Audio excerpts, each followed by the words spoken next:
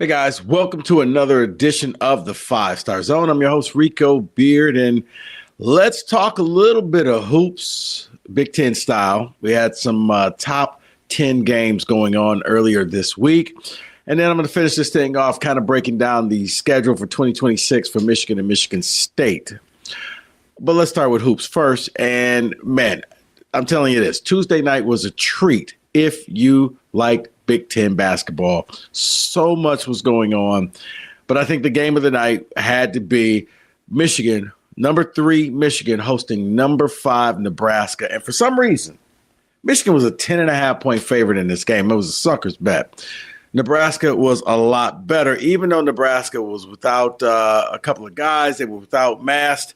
Reince Mast, he was ill. And I'm trying to think.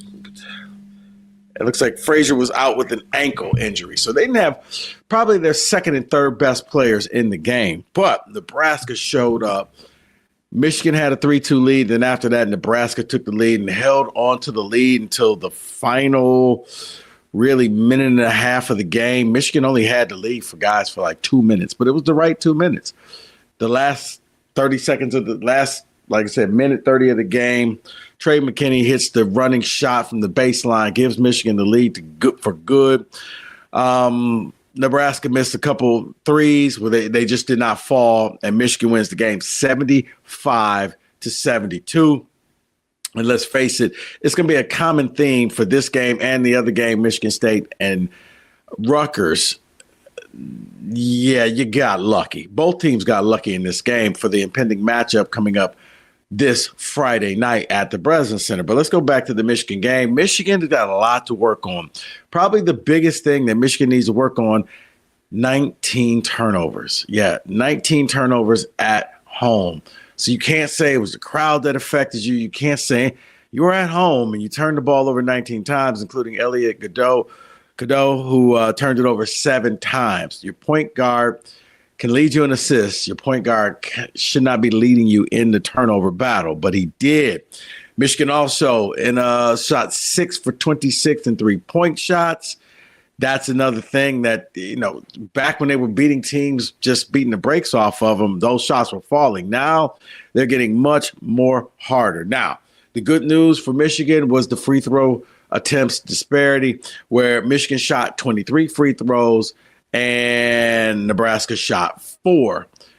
That really was the difference in this game. Guys, if Nebraska, I believe, had shot 8 free throws, you're probably looking at a game going to overtime or Nebraska wins. But Michigan shot 23. Nebraska shot 4. Michigan was very good from the free throw line. As a matter of fact, they were Michigan from the free throw line was 19 for 23. Nebraska was 3 for 4. So, yeah, good news for Michigan. You shot a lot of free throws, especially late in the second half and late in the game. That's what carried you over to this victory. I'm not going to say an upset victory. It was a great game. And for Michigan, it was a gutty win because you pulled it out, and it's a confidence builder. And now if you're Michigan, you're hoping that this will be the thing that gets you prepared and ready to head to the Breslin Center. Mo Johnson led this team in scoring. He had 17 points in that game. Yeah, 17 points for him. Also 12 rebounds. So he was the leader. Yaxel Lindeborg, I guess for him, he's kind of cooled off. And I do think that he's still a little bit injured from earlier this year. I don't think he's still the same person that he was when he looked like he was going to be the player of the year in college hoops. He finished the game with 10 points and 3 rebounds. But, his 10 points was 3 for 10 from shooting and 0 for 6 from the 3-point line. We'll get back to that a little bit later as he is going through a shooting slump along with somebody else that's playing for Michigan State. We'll break that down a little bit later in this podcast. But Nebraska did not score a basket for the last 3 minutes and 20 seconds of the game. So that's a good thing. Like I said, for Michigan, you found a way to gut this thing out. You found a way to win this thing in a tough battle. It was never going to be a blowout like the point spread had them, but Nebraska, I actually came a little bit more impressed with Nebraska getting their first loss than Michigan in their win, because Nebraska was minus their second and third best players, and they still gutted this thing out. They just ran out of gas, and Michigan took advantage of that. They made the right plays. They made the shots, including, like I said, Trey McKinney hitting pretty much the game-winning shot late coming down the baseline as a true freshman. That's a gutsy play. That's a play where his confidence will only get better after making a shot like that. So Michigan wins that game 75-72. Now, let's go to the next game. Well, it was actually a game going on simultaneously, and I know each fan base probably wanted to watch the other to have fun and stick it to them. But a funny thing happened Tuesday night. Both Michigan and Michigan State were losing all day long. So neither fan base could really flip over to laugh at the other fan base. Because for Michigan State, you went to the rack, you went to Rutgers, you went to Piscataway in a game that you thought was going to win. Michigan State, I believe, was like a 15.5-point favorite. And you thought, okay, if you're a Spartan fan, they'll go out here, they'll get the job done, and then you could watch the Nebraska-Michigan game. That didn't happen. Why? Because Rutgers came out on fire, because Rutgers took advantage of early foul troubles between Jackson Kohler and Jeremy Fears, each picking up 2 fouls early, and they had to sit out in the first half. And Rutgers, like I said, took advantage of that. Rutgers, at half, they took the halftime lead 37-28. And their shots were just falling. Rutgers, not known for hitting 3-point shots. Well, they were 10 for 27, but they had hit, I believe, in the first half, 7 or 8 3-pointers already. Rutgers was on fire. Everything was falling for them. Tariq Francis looked like he could not miss. That was the thing for them. And then also coming off the bench, Haran Zorno. I mean, he was hitting some horse-type threes where, one, he catches it falling out of bounds, being contested, and it goes in nothing but net. Rutgers at one point had a 12-point lead. Yeah, a 12-point lead late into the game, and it looked like it was over. And then all of a sudden, it was Jeremy Fears' time. Because, like I said, Jackson Kohler hasn't been a good time for Jackson Kohler. Kind of like Yaxel. Jackson's been going through a slump in these last few games. Something happened on the West Coast. He has not been the same since. He finished with Kohler finished with, hold on, let me make sure I get this right. Kohler finished with 12 points. He was 4 for 10 from shooting. He was 1 for 6 for the 3-point line.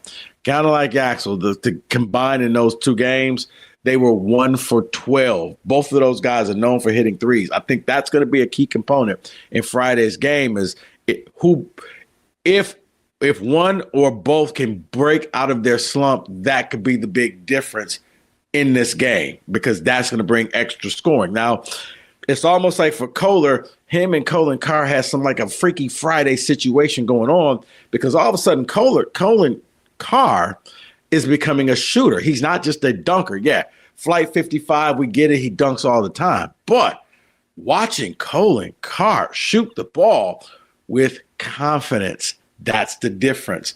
At first, he was just kind of aiming, just kind of throwing it up there. But now he's hitting shots that you're like, wow, whether it's just a jumper or from the 3-point line.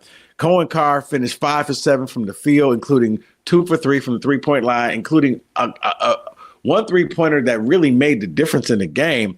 Rutgers was up 8. Shot clock was falling. Carr gets it on the baseline, and he just shoots the 3 with no time left on the shot clock and nails it and cuts Rutgers' lead to 5. Then that's when Jeremy Fears took over. And Jeremy Fears may have played the game of his life, 29 points. Jeremy Fears, man, he went out there playing the way some past Michigan State point guards have played. And I'm talking like Cleves when he would take over the game. I'm talking about Kalen Lucas when Kalen Lucas would take over the game. I'm talking about Cassius Winston, the way Cassius would take over the game.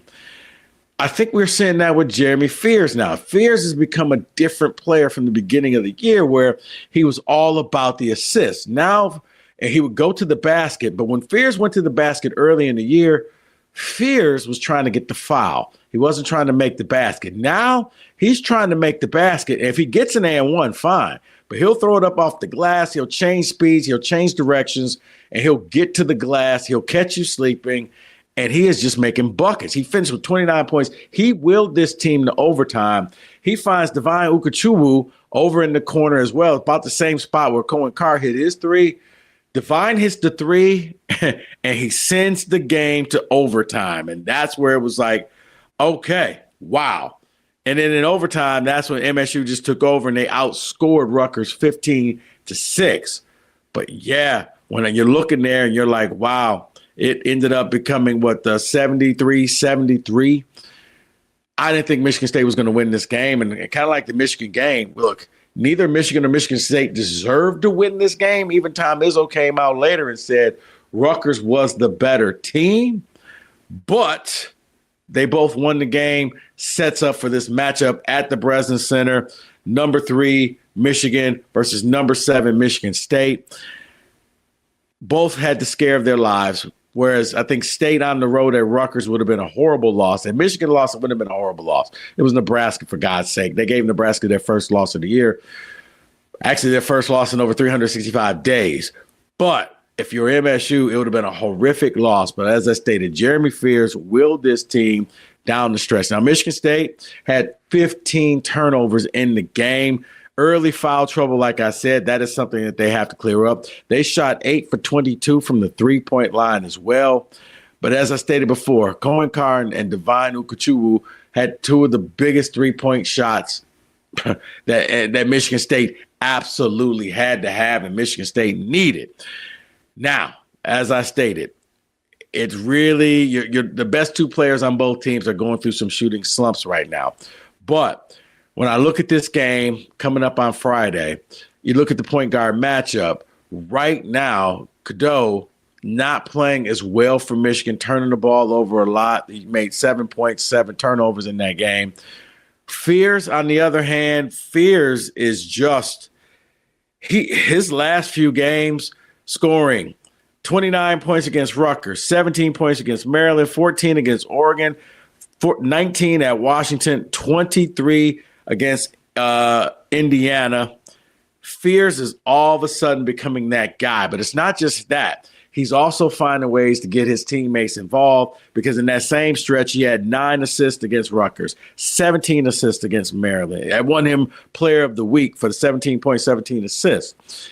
5 assists at Oregon, 5 assists at Washington, 10 assists Indiana. And yeah, so that's what he is doing.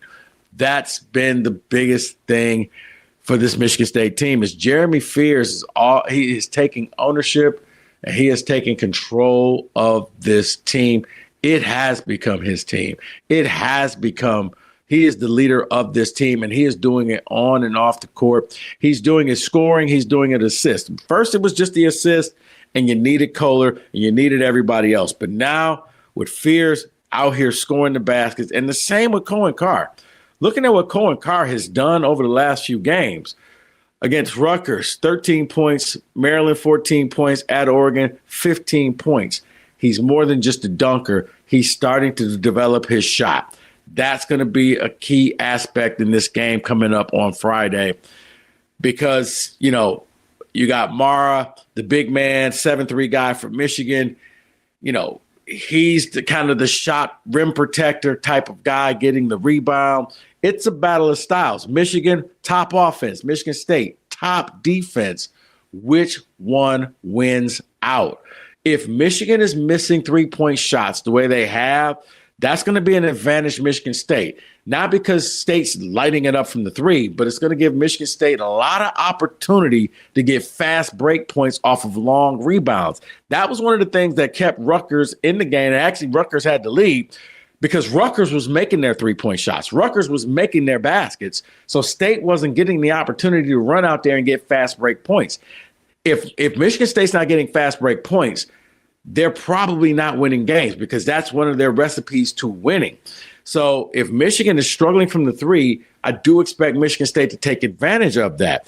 Another advantage that MSU has in this game is Look, this is a product of, what can I say? This is a product of the portal.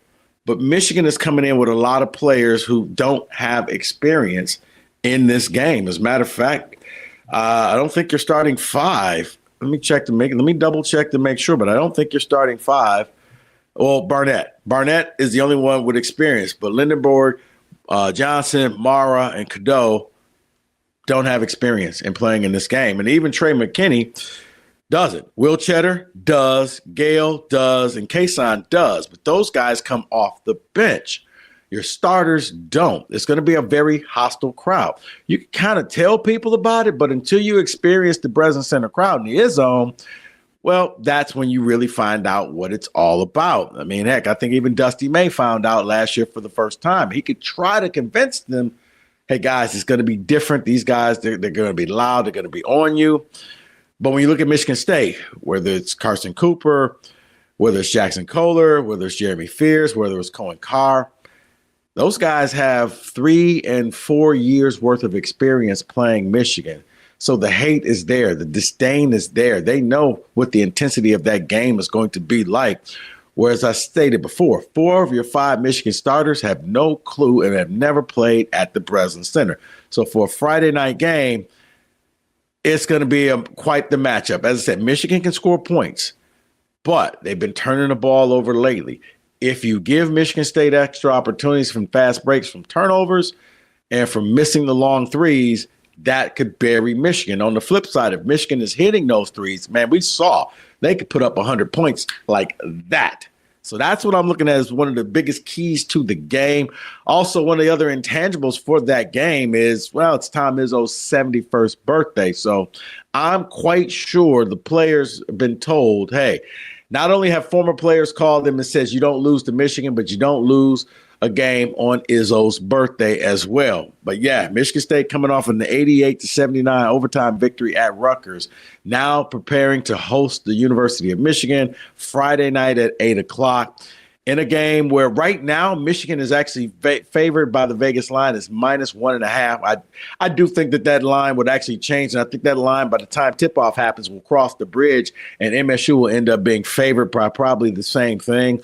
But let's face it, guys, this is really the flip of a coin. This is 2 teams. This is a top offensive team versus a top defensive team. This is a team where each star player is struggling, and they're in a slump. Can they break that slump? Jackson Kohler will be at home, but that hasn't helped him as of late in hitting that shot. And then, once again, how do the Michigan players handle the Izzone crowd? That's going to be something. Do I think it's going to be any bad blood left over from last year's senior day? Nah, Trey Holloman ain't there anymore. I don't think you're going to see any fighting like that, but I do think it'll be some chippiness. And early foul troubles could also be something that can really swing this game either way. Like if Michigan State comes out there and if Jackson Kohler and Jeremy Fears pick up 2 early fouls, Izzo's not going to put them back in there in the first half. And if Michigan jumps out to that big of a lead, I don't know if Michigan State could come back from that lead. So you have to be smart about that. Same for Michigan. If you get into early foul trouble, will Dusty May leave his guys out there? Will he put them on the bench and try to save them for the second half and kind of play the numbers game? What you don't want to do is you don't want to fall down by double digits in this game, because I think it's going to be hard, especially if you're Michigan, because now the crowd is going to be in this thing, and it's going to make it very, very difficult for the Wolverines. I'm looking forward to this game. I have a breakdown when the game is over, but for right now, yeah, this is top offense versus top defense. You're looking at a bunch of experienced players going up against the guys for Michigan, a lot of mercenaries, the guys who haven't been there before. We will see how this works. We will see how this happens. But for Michigan, they're about to hit the meat of their schedule. Oh, yeah. And by the way, just in case, I don't want it to be lost. If you took the time, whether you're Michigan State, there was another great game that was played Tuesday night. Indiana knocks off Purdue 72-67 in Bloomington. Purdue has now lost 3 in a row.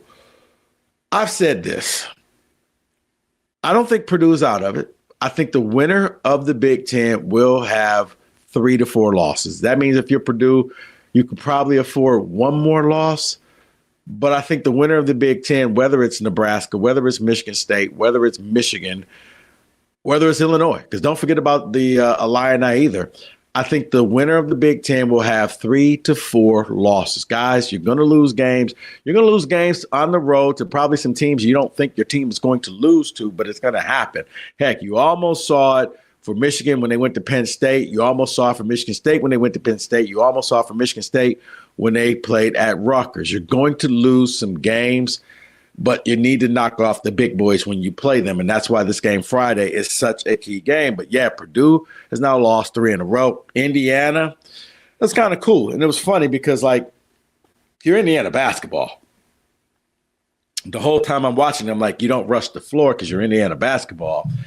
A couple students did rush the floor, not everybody. They kind of were like, hey, we're Indiana. Hey, guys, come on back. We don't do that. But, yeah, really good games. And the Big Ten is going to start to tighten up, especially when starting Friday. Well, actually, it was started on Tuesday night. But, yeah, starting Friday and then into February, everybody, all the big boys are going to be playing all the big boys.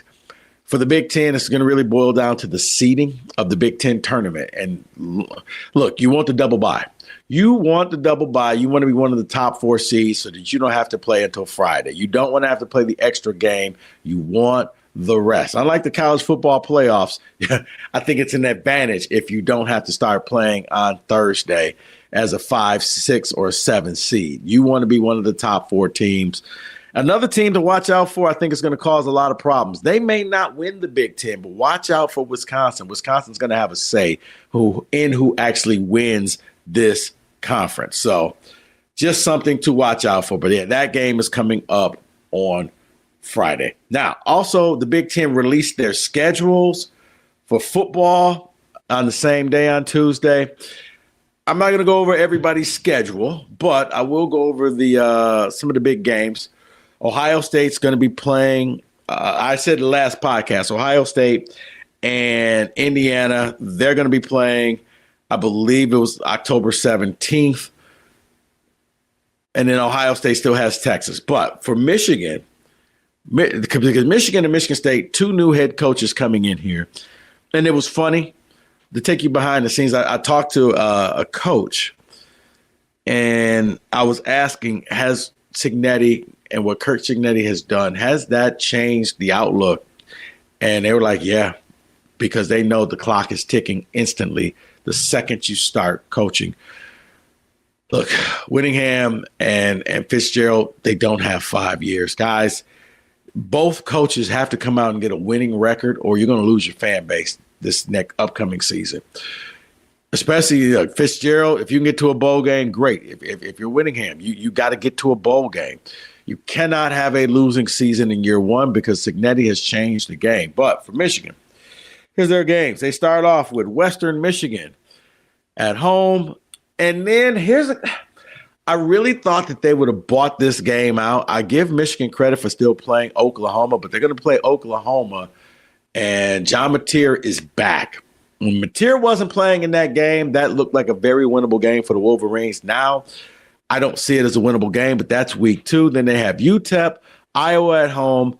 Then they're on the road at Minnesota. They got a bye week after that, followed by Penn State on October 17th at home. And then Iowa, the defending champs, are coming to Michigan on the 24th, followed by at Rutgers on Halloween. And then Michigan State at home, at Oregon with Dante Moore, UCLA at home, and then they finish up at Ohio State. That is an interesting schedule. That schedule, it looked a lot easier when I thought that Mateer and I thought that Dante Moore were going into the NFL draft. But with those 2 coming back, it's going to be a difficult task for Michigan. We'll see. Penn State is probably going to be the big wild card on October 17th because I don't know Matt Campbell and what that Penn State team is about. He's bringing everybody from Iowa State with him there. But, yeah, that's quite an interesting schedule. Now, for Michigan State, start off at Toledo, and I'm sure that game will probably get moved to a Friday night. and then you have EMU at home. Then you're going your first real test of what Pat Fitzgerald is all about. You're going to Notre Dame. We all knew that at Notre Dame. Then Nebraska comes into Spartan Stadium for Fitzgerald's first home game in the Big Ten.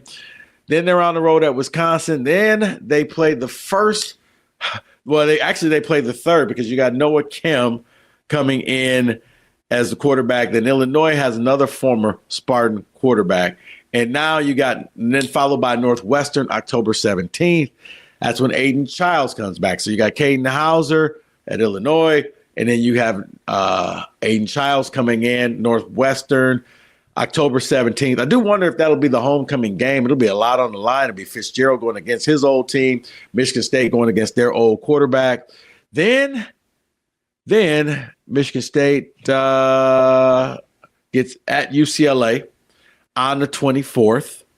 Out at the Rose Bowl. So a lot of Spartan fans will probably be traveling out to that. I may go out there as well, depending on what the Lions schedule looks like. Then they get the fortunate of having a bye. And why is that bye in a good spot? Because the very next week they go on the road to Michigan. So if you got some injuries, you got 2 weeks to kind of heal up before you go and play Michigan. It'll be both coaches playing in their first Michigan State game. So I don't know if anybody would have the advantage. I guess maybe Fitzgerald because he knows the Big Ten. We'll have to wait and see. I was when Whittingham came out and was like, I guess I got to hate Ohio State. I'm like, I hope those words don't come back to bite you. Then Michigan State finishes Washington at home and Oregon at home in December. Oregon will be senior day. And I guess if you're MSU, you can look at it as a slight advantage because normally the West Coast teams finish on the West Coast. Oregon's going to be playing the week before Thanksgiving, so the weather could be a factor, maybe slowing that team down. Washington coming out here also in November, weather could be a factor. And then MSU finishes on the road at Rutgers. So that's their schedules. Both coaches, look, you can't – Fitzgerald, you can't do what Jonathan Smith did. And for your Kyle Whittingham, you got to come out there, and I think – you got to hit 8-4, and I think Fitzgerald, you probably need to hit 7-5 to make your fan base look forward to the next year and to keep the rumblings of, my God, did we hire the right coach? Because it'll happen. You come out here and you lay an egg, either coach, and your fan bases will start the whole, do we need to fire this guy? Because, as I stated, Kirk Cignetti changed the game with Indiana.